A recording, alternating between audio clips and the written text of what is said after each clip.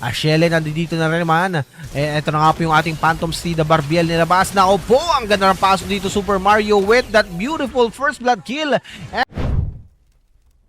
Pero ito na nga po yung pag-abante.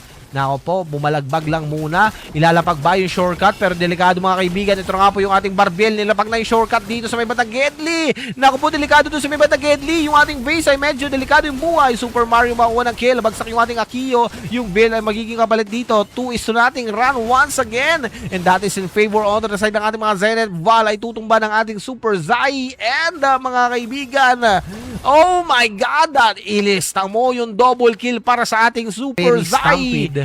Ang ganda. Let's find out if ko-contest ba. Pero doon na nga po sa may top lane, ang layo ng ating Super Jill. Kaya naman mukhang babakbakan na ng mga miyembro. Nito nga po ang ating mga Zenith. Ang ating third turtle of the game.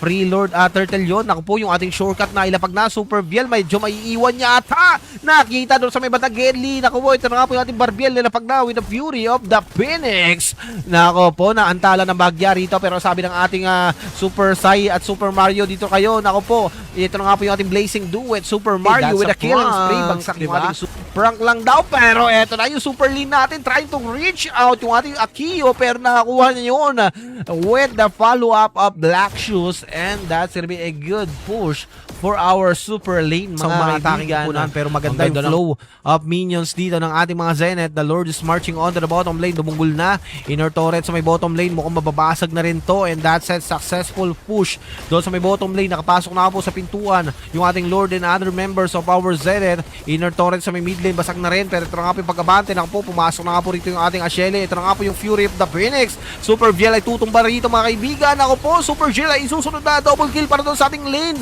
And Super Sai with a double kill and killing spree. Tower lock malala mga kaibigan. Naku po, hindi na na-wipe out pa. Pero yung ating Zenith ang mananaig sa ating game number 2.